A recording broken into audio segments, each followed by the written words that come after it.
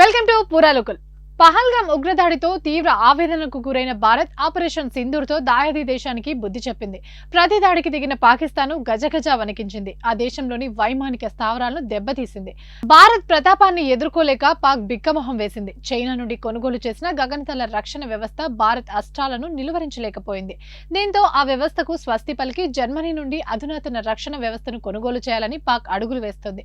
Operation సింధూర్లో BrahMos క్షిపణులను ప్రయోగించినట్లు ఇప్పటి వరకు భారత్ అధికారికంగా ప్రకటించలేదు. కానీ తమ వైమానిక స్థావరాలపై భారత్ బ్రహ్మోస్ క్షిపణులను ప్రయోగించిందని పాక్ ప్రధాని షెహబాజ్ షరీఫ్ బహిరంగంగా వ్యాఖ్యానించారు. దీన్ని బట్టి భారత్ పూర్తి స్థాయిలో దాడి చేస్తే తట్టుకోలేమని పాక్ ముందుగానే గ్రహించింది. ముఖ్యంగా బ్రహ్మోస్ క్షిపణుల విధ్వంసాన్ని అడ్డుకునేందుకు ప్రత్యేక రక్షణ వ్యవస్థను ఏర్పాటు చేసేందుకు పావులు కదుపుతోంది. ప్రస్తుతం పాక్ చైనా నుండి కొనుగోలు చేసిన HKU-9, HKU-16 గగనతల రక్షణ వ్యవస్థను వినియోగిస్తుంది.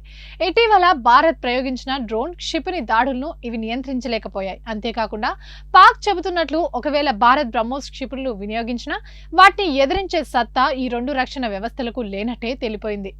ఈ నేపథ్యంలో ఖచ్చితమైన పరిష్కార మార్గాన్ని కనుక్కునేందుకు పాక్ సిద్ధమైంది. ఈ క్రమంలోనే గత 3 ఏళ్లుగా రష్యా అలుపెరుగు నిత్యం చేస్తున్న, సమర్థంగా తిప్పికొడుతున్న ఉక్రెయిన్ వినియోగిస్తున్న గగనతల రక్షణ వ్యవస్థను సొంతం చేసుకోవాలని ప్రయత్నిస్తున్నట్టు సమాచారం.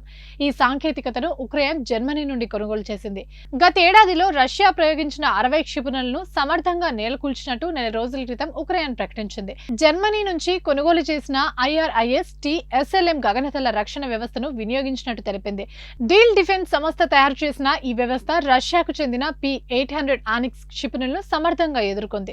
ఈ క్షిపణులకు భారత్ రూపొందించిన బ్రహ్మోస్ క్షిపణులకు దగ్గరి పోలికలు ఉన్నట్లు రక్షణ రంగ నిపుణులు చెబుతున్నారు. ఈ నేపథ్యంలోనే వాటిని కొనుగోలు చేసేందుకు పాక్ సముఖంగా ఉన్నట్టు తెలుస్తుంది. ఇంతకీ అసలేంటి రక్షణ వ్యవస్థ? ఇది భూ ఉపరితలం నుంచి క్షిపణుల దాడులను ఎదుర్కొనే మధ్య శ్రేణి రక్షణ వ్యవస్థ.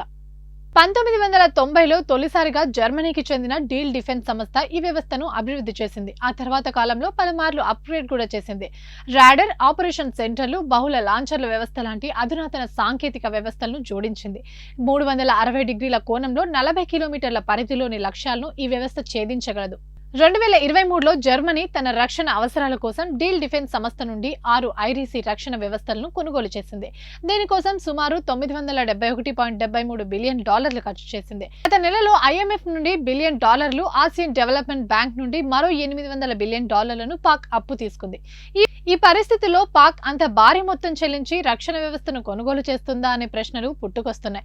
ఒకవేళ చైనాకు వ్యతిరేకంగా నిర్ణయం తీసుకుంటే ఇప్పటి వరకు మద్దతిస్తున్న చైనా కూడా పాక్ వ్యతిరేకంగా మారే అవకాశం ఉంది.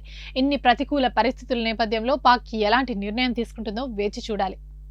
ఇవి ఇప్పటివరకు అప్డేట్స్. మరిన్ని అప్డేట్స్ కోసం చూస్తూనే ఉండండి పూరా లోకల్.